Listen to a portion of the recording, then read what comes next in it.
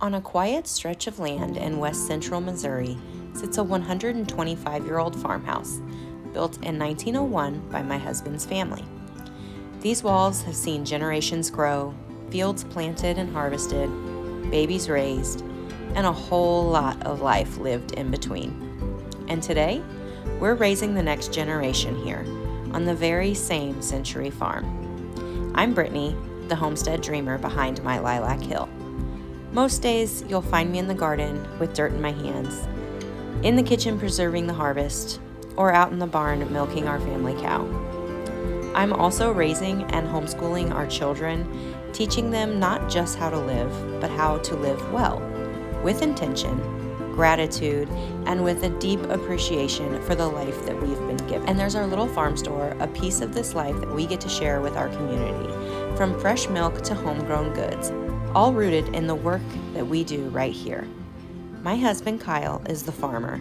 He works this land alongside his parents, raising row crops and cattle, continuing a legacy that started long before us. Farming isn't just what he does, it's who he is. Together, we're building a life that's a little slower, a little more intentional, and deeply rooted in faith, family, and hard work. This life isn't always easy. There's a lot of early mornings and long days, unpredictable seasons, and plenty of lessons learned along the way. But it's also full of beauty. Sunsets over the pasture, the sound of calves playing in the spring, home-cooked meals around the table, and quiet moments that remind us exactly why we chose this life. Here at My Lilac Hill, we believe in making the most of what we have and finding joy in every day.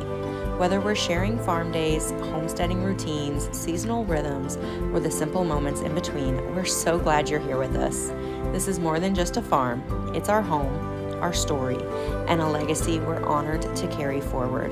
This is My Lilac Hill, where faith, family, and farm life come together one season at a time. Hey guys, and welcome back to the channel. I'm so glad you're here today. I'm just going to bring you along, so come spend the day with me. I don't know really what we're going to get into. It's the middle of March. It's a sunny day after we just had a really big cold snap and some ice. So my hope is that this afternoon we'll be able to get outside and get some garden prep done. But first things first, I've got to do homeschool with my son this morning, and I'm not going to film that. I want him to be able to focus on his schooling, and I need to be able to focus on his schooling. So I'll bring you back after we get that done, and we'll see what we get into today. Okay, so we just finished with homeschooling, and right now what I'm doing is I'm cleaning some of the supplies that I take out with me every time that we milk, or if Kyle is milking, that he would take out, such as our iodine spray, a multi-purpose sanitizer for the different parts of the milking machine. We take some Dynamite for Dolly's udder, and I have fly spray in the bag. We didn't obviously use that this winter because we didn't have any flies, but last summer I made a fly spray for her and it was very helpful. Yesterday when I went to town, I picked up a giant tub, you can kind of see it back there, to store all of the milking stuff in. We just dried Dolly up because she's been in milk since last June when she had her calf. And so it's been about 9 months or so. Normally, you would dry them up about 9 to 10 months so that they have at least 2 months of dry period before they have their next calf. Now, we didn't enjoy having a calf in June. We bought Dolly because it was a really good deal. We were really hoping she was a fall bred cow, but when we went to look at her, the owner said, no, she's actually getting ready to calve here soon, and it was in the spring.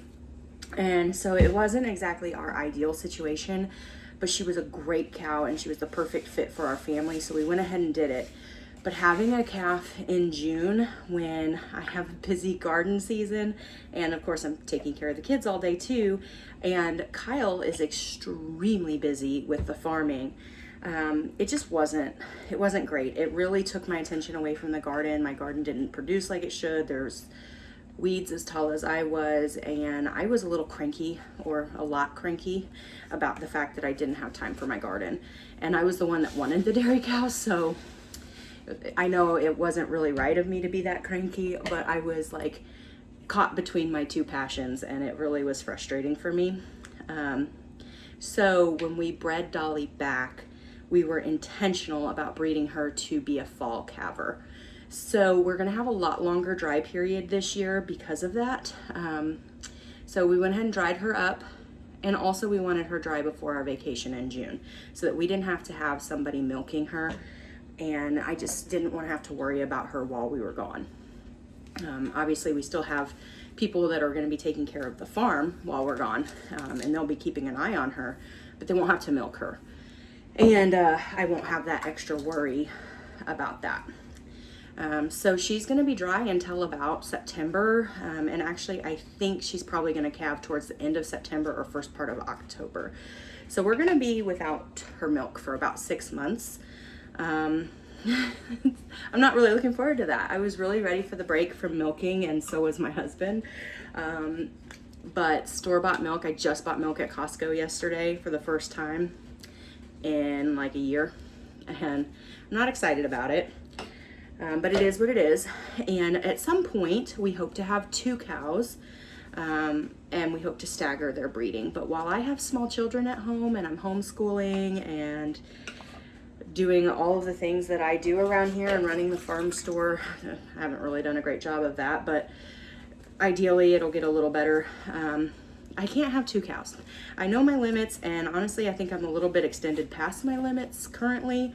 But I'm not adding anything more to my plate. So for right now, we just have 1 cow, and we'll have to go and deal with dry periods, and that's okay. And so anyways, I'm just cleaning everything because I bought a giant storage container to keep everything nice and clean until we need it again.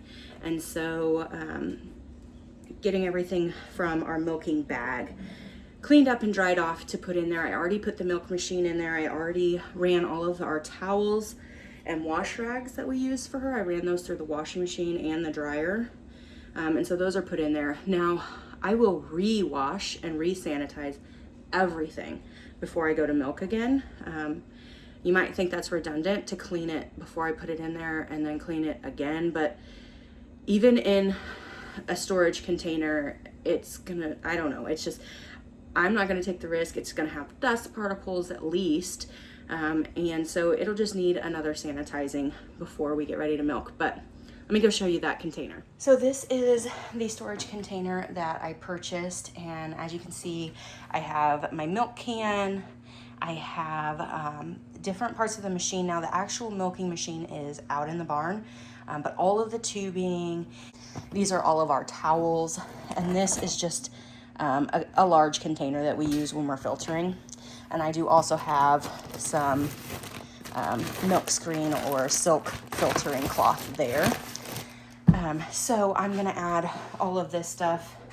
Like I said, we have iodine, we have my fly spray, which is almost out. I'll have to make more next time, and multi-purpose cleaner for the pump part of the milk machine. I sanitize that as much as I can. California mastitis testing supplies. She has never had mastitis to my knowledge.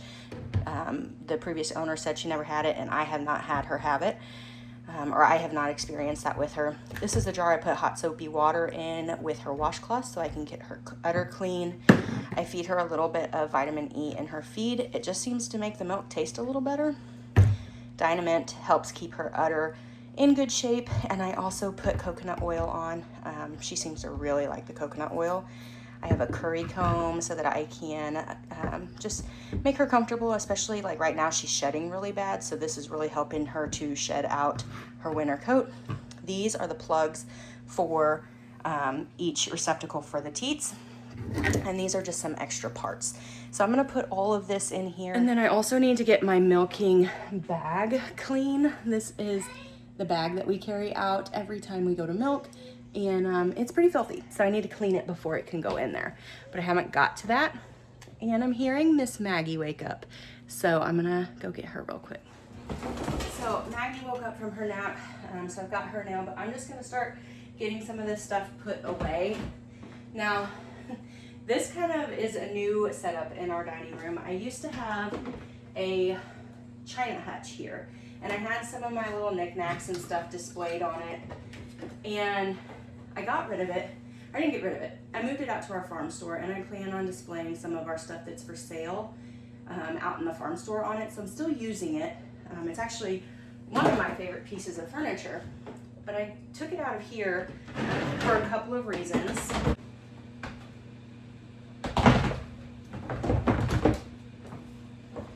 And this, all of the milking machine stuff is not going to be stored here permanently. I just don't really have a space for it out in our storage shed yet. So I'll get that taken care of here soon. The reason I took the china hutch out of here was because our kitchen is very small and our dining room is very small. In fact, our whole house is very small. When you look at it on the outside, it looks pretty big, but the way it's laid out on the inside, it's very small. We love our house, but it was built over 100 years ago, and they lived differently then. Their furniture was different then. In fact, we still have some of the original pieces of furniture in here, and they fit the house much better than any of the modern furniture that we have. Modern furniture is too big for this house. And because of that, we don't have a lot of storage. This house was actually built with no closets, and at some point in time, I don't know exactly when, but Kyle's grandparents built closets into this house. So because of the way that they did that, it was like, instead of you opening a door and the closet being behind the wall, it now comes out. And so it's useful in the sense that now you have a closet, but it takes away from the room space, which is already kind of small. So I'm trying to figure out different ways of making the house more functional for a farmhouse, because the farmhouse aesthetic that you see all over the internet, while it is beautiful and I love it and I wish that our house could look like that, it's not reality. A true farmhouse has got to be functional, because there is messy, nasty everything coming in and out all the time. We're busy, and so the house just has to be functional. And over the past few years that we've lived here, I've been trying to figure out ways of making it functional for our family. And I think one of the things I'm gonna have to do is get rid of that hutch from this room. So I took it out, and Kyle and I have an idea of building, it wouldn't be this height, it would be countertop height, building a counter that's closed in so you don't see all the stuff underneath. It would have cabinet doors. We can store our 5-gallon buckets underneath with our bulk dry goods in it, and then open shelving on top for some of the stuff I use more frequently in cooking, and they would be stored in mason jars. And then you'd have a countertop that could be used for food prep or additional seating when we have guests, or whatever you needed it for, because we just don't have that. We can only fit about 4 or 5 people in here to eat at one time, so this would help with that. So for the time being, since I took the hutch out, I put this table in here, and we're just seeing if we like it. We're seeing if it functions. My thought is during the summer, when I'm bringing in massive loads of produce from the garden, I can put all that out on here, and it can be like my prep area to then go into the kitchen over here and do my canning. I also have plans of getting my outdoor canning kitchen set up, but I don't know if that'll happen this year or not. So if it doesn't, I want this area to function well for that. One of my pet peeves is when things become a dumping ground, and when you are as busy as we are, it's very easy. I can't even say that I don't dump things, because we're just so busy. It's like, okay, just set this here, I'll deal with it later. Well, then I don't have time to deal with it later. And so we've gone through over the last week or so, and we've really pared down. We've gotten rid of a lot of things. We've put things in storage. I'm really trying to make this house more functional, because I don't like clutter. Clutter stresses me out, and the house has more clutter than I would really like.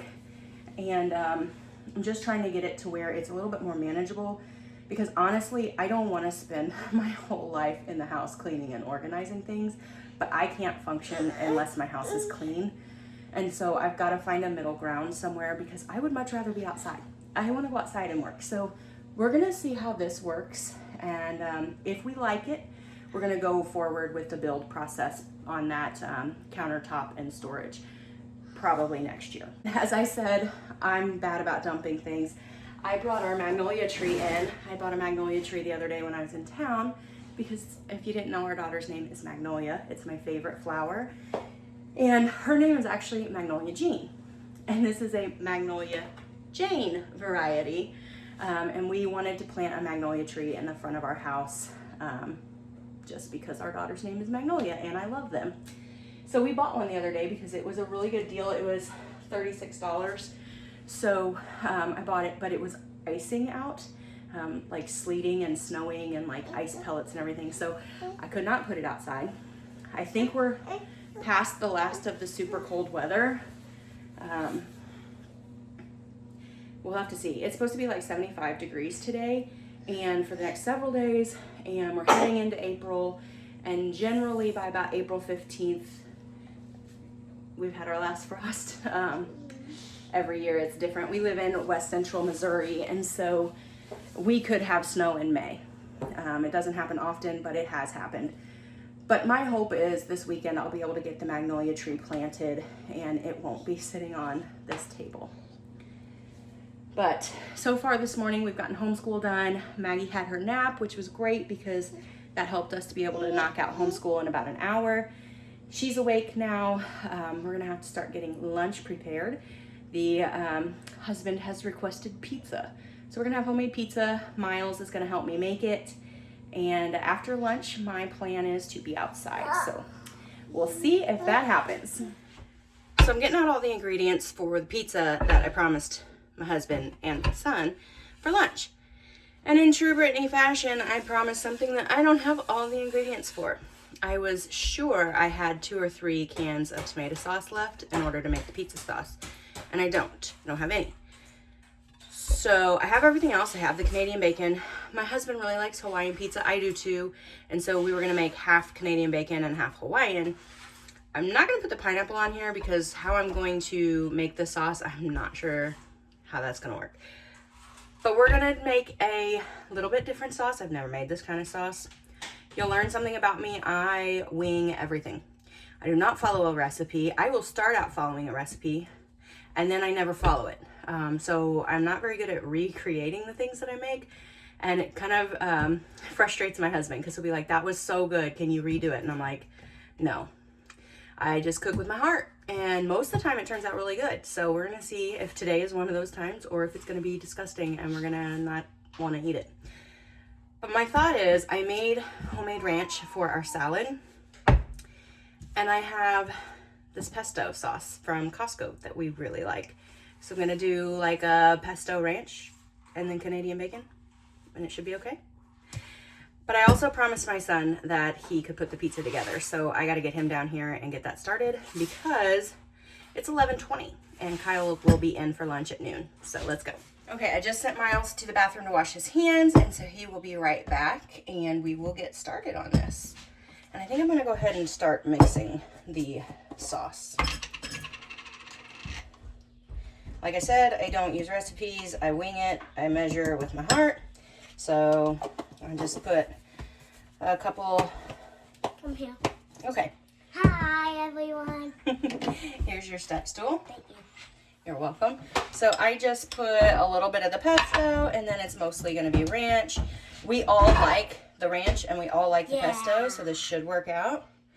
I made this ranch really thick, so I'm probably going to have to thin it down. Buddy, while I'm getting the ranch mixed back up, what do we do first to make sure our pizza doesn't stick? Oil. Yep, and so you're gonna give it, use the spritzer all over in here. Make sure you get all over here too. Maybe 1 or 2 up here and then we're done. Okay, that's good. There we go. All right, I think This should be done. this should be okay. Probably a little runnier than I wanted. Why is there a long timer on the video? That's how long the video has been going. So I'm just gonna stir that up, and that's gonna be. It? Can you stir it? Watch me stir, guys. Good job, bud. That's good. Leave the fork in there. Leave the fork in there. There we I go. stirred it. Okay. Now I'm gonna get the dough for you. What can I do? Are you showing them that you're losing your teeth? Okay. I'm gonna do a little bit of this, and then you can try to spread it out a little bit more. Okay. Okay. Why do this? The dough didn't rise as well as it normally does But it looks good. because I didn't give it as much time. Yeah. But, okay, you can either, hang on, take your hands off. Remember how we spray our hands to keep them from sticking? Hold your hands out. Okay, rub your hands around really good. And now you can try and press the dough out. And if we need to, we can get a rolling pin. Oh, don't pull too hard. Remember, we just want to gently press and pull. Now make sure we want a round pizza, right? Yeah. Okay, look, do you see this? We don't want it that thin in the middle, so we do like this. Okay. And I'm not a professional. Usually if I'm doing this by myself, I would roll it out. But it's a lot more fun for a kid to get their hands in it, so that's why we're doing it. Yeah. We want to make sure we're not getting it too thin. Here, hang on just a second, buddy. Stop for a second. Okay. Do I need to go wash my hands? I'm going to wash my hands because I do not like oil and hands. Comment down below if you don't like oil hands. Did you hear that? He said, comment down below if you don't like oily hands. He's washing his hands. So I'm going to just kind of roll it out. We got it a little thin in a couple of spots. So I'm going to try to fix that. Try to guess how old I am. Mama, you can tell them if you want. I'm 6 years old. You're 6 years old. That's right. Can you move this, Mama? Yep, give me just a second. Okay, so we got our pizza dough rolled out really nicely. What do we do next, buddy? Pizza. We put that on here. What is this? I forget. The sauce. Ranch and pesto. Yeah. Ranch sauce. Okay, so let me get you a spoon. a spatula. A spatula. But not one that has cracks in them. Right. You're going to use this. Remember how I showed you? You just kind of go from side to side with it, and I'll pour you some sauce. We don't want to go all the way to the edge, but close. That way we still have a crust, right? Mm-hmm. Maggie wants to help. She's eating a snack right now. Yeah, so in her high chair. And Holly's 1 year old already. Yes, she is. Oh, I touched it. It's all right. You have clean hands. That's why I always wash my hands before I touch my pizza. I might do just a little bit more sauce over here. And then I think we'll probably be good on sauce. I'm going to save this sauce in case we end up with a dry pizza and need to dip it. Okay, that might have been a little too much sauce. You can just set the spatula right there. Okay, next, we're going to put out Canadian bacon, and I love Canadian bacon. Now, this might be controversial. Some people put their toppings under the cheese, and some people put them on top. What do you want to do? You want this under the cheese or on top of the cheese? Under, so they don't know what it is. So they don't know what it is. Yeah. Okay. Uh-oh, I just told them. I'm going to help your sister, but while I do that, you can just set out the Canadian bacon, okay? Okay. Probably don't need to use all of it. That's probably enough. There's your pile. I love Canadian bacon. Okay, I'm going to check on your sister. Yeah, you. That's the perfect amount. It looks like a smiley face with a nose and eyes. This is the smiley. This is the smiley. Nose, eyes. These are the eyes. Oh, yeah, with a nose and a smile. Yep. Yeah. Okay.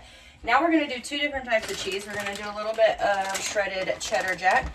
And some of this. Some Parmesan. Put it down, then. Parmesan. Okay, so reach in and grab a handful and sprinkle it on the pizza. We're going to try not to get too much on the stone, okay, because it'll melt on there. Okay, now let's see. We're going to spread that out a little bit. Give me some sauce. We're going to do just a little bit more. Thank you. And now this. Yeah, let me help you. Oh, I thought I opened it. Okay, sprinkle that on there. Try to guess if it's lunch or breakfast or supper. Lunch or breakfast or supper? It is lunch. Yes. Okay, that's going to be plenty. You are correct, guys. If you said lunch. Okay, that's going to be plenty of Yeah. the cheese. And then I'm just going to put it in a 375 degree oven. Miles is not going to put it in the oven. I'm gonna do that, and we're just gonna cook it until the crust is all the way done and cheese is melted, and we'll show you what it looks like.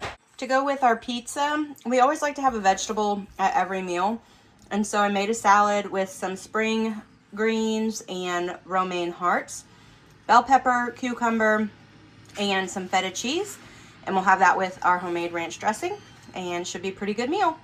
While I'm waiting on the pizza to cook and Maggie is finishing up her snack, I'm just gonna kind of straighten up the kitchen so I don't have to do a whole lot after lunch so that we can get outside because it is so nice out today. What I'll do when I'm working outside is Miles gets to go play on his playground that we built for him, and Maggie will be in her pack and play right next to me. My plan is to put together some of my little metal raised beds, and I had bought some berry bushes and they really need to be planted, so I want to get that all put together. It might be a little ambitious with both kids being here, but I want to see if I can get it done today.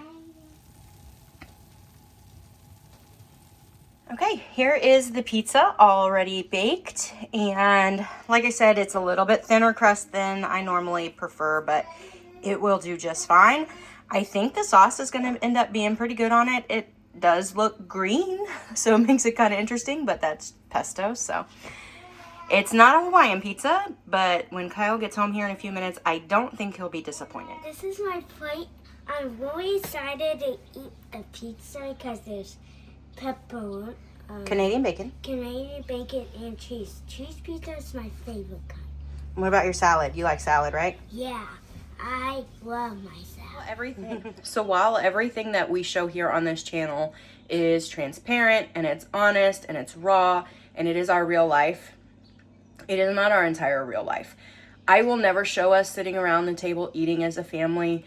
I don't have any intention of showing Miles' homeschool unless there's just a certain curriculum or a certain project that we really just want to give praise to. But there's just certain areas of our life that are sacred to us. And while we enjoy sharing our life and the way that we live with all of you, and we're so glad that you will enjoy watching it, there are just certain aspects of our life that I'm drawing a boundary on, and we are keeping those just to ourselves. And so we just ate the pizza and I didn't film it, but it was really good. I wanted to let you know because on the fly we had to change the sauce, and I did something I've never done before by mixing the pesto and the ranch. It was delicious.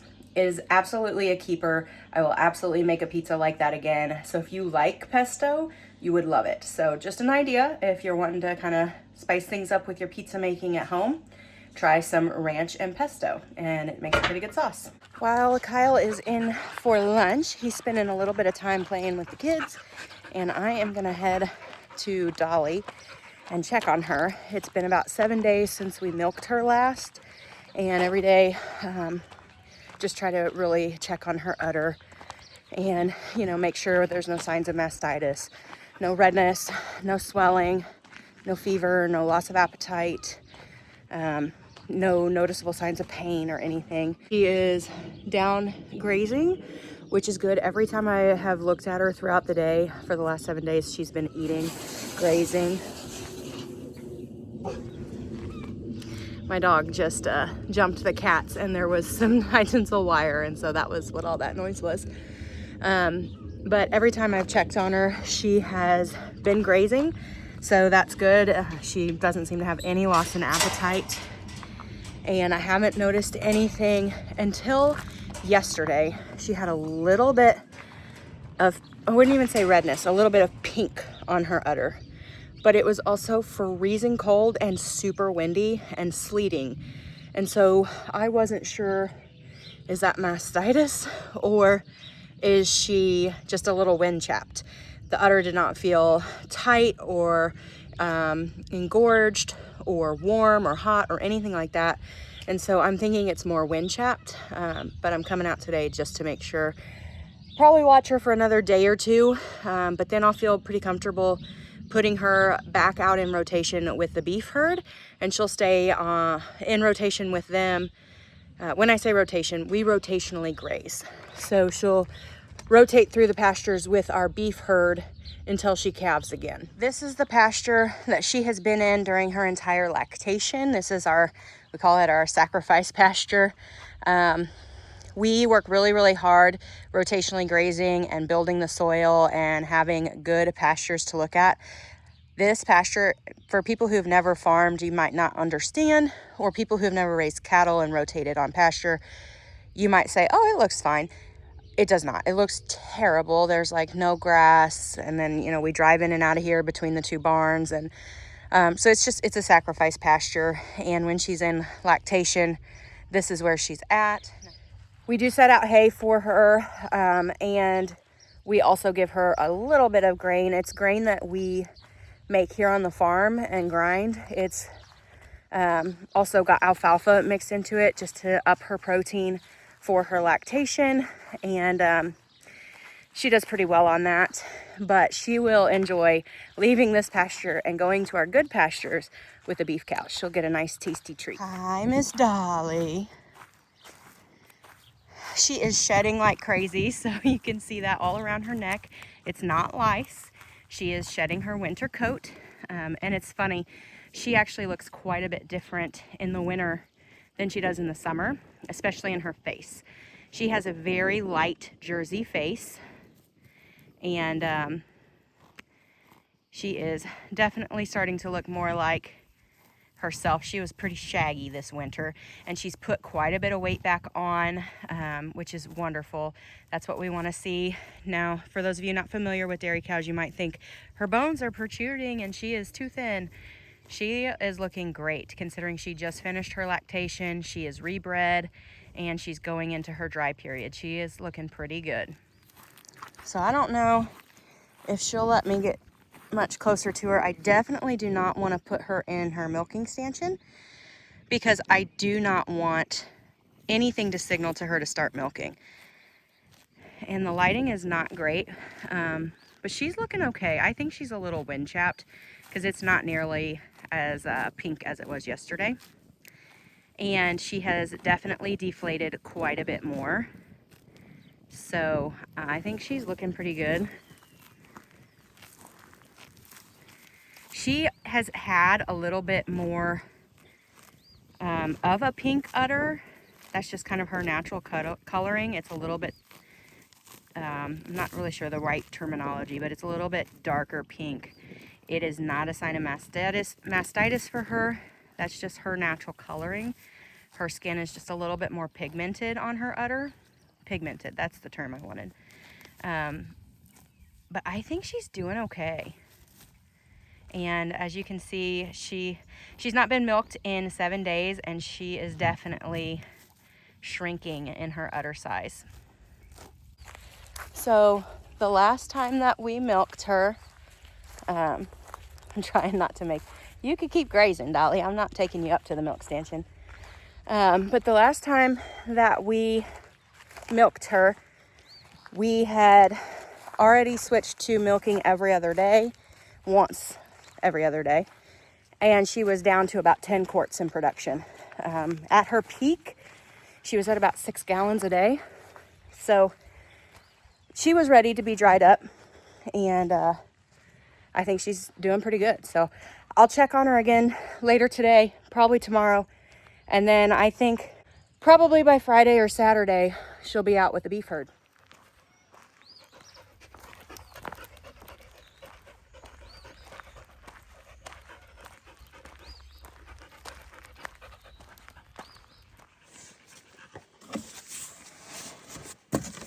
Video?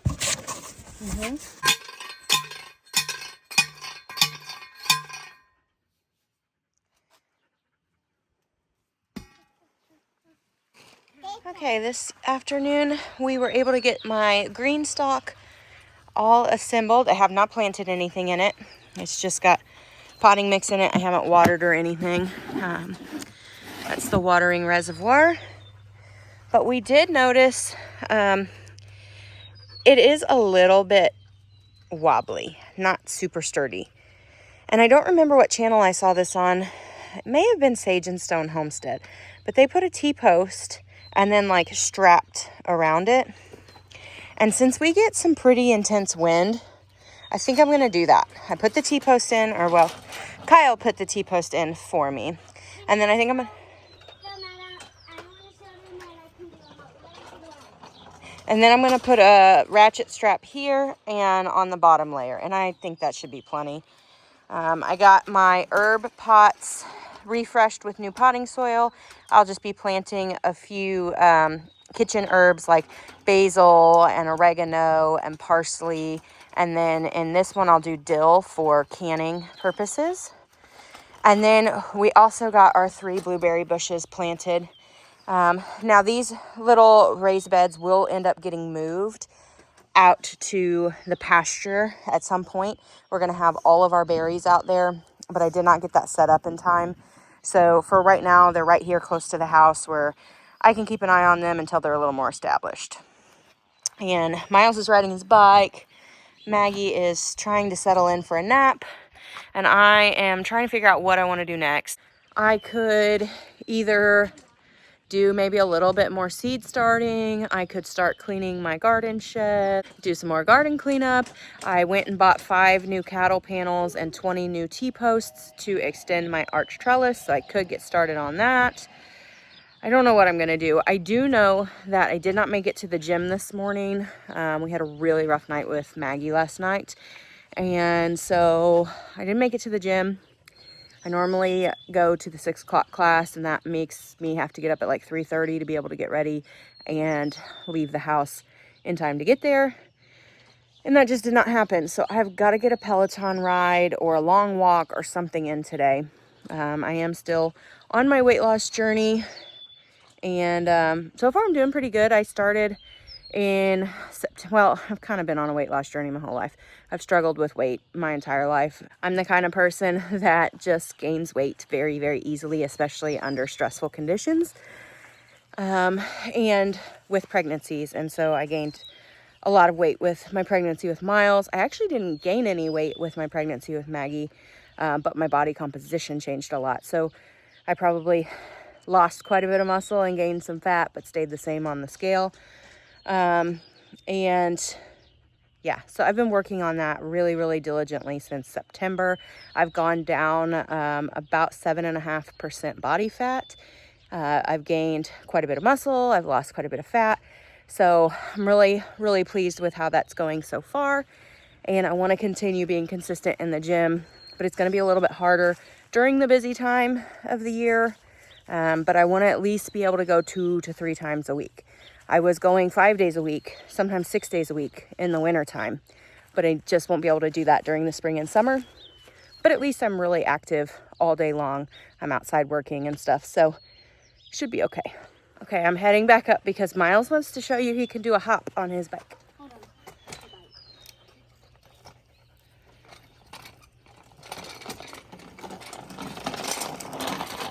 Watch out, Murphy. You almost ran over Murphy. Good job, bud. I better watch it. Oh, you're gonna run me over. You gotta watch where you're going, bud. Well, guys, I think that's gonna be a wrap for today's video. It is headed towards 5. I gotta get supper going, and then it'll be time to do bedtime routine and baths and all of that. So I'm gonna go ahead and wrap this up. I didn't get as much done as I would have liked to today, but we did get quite a bit done. And Maggie wants to play. So I'm gonna take this girl inside. We're gonna cook up some supper. Kyle is on his way home, and we're gonna just kind of relax and enjoy each other's company tonight. I hope y'all have a good one, and I'll catch you in the next video.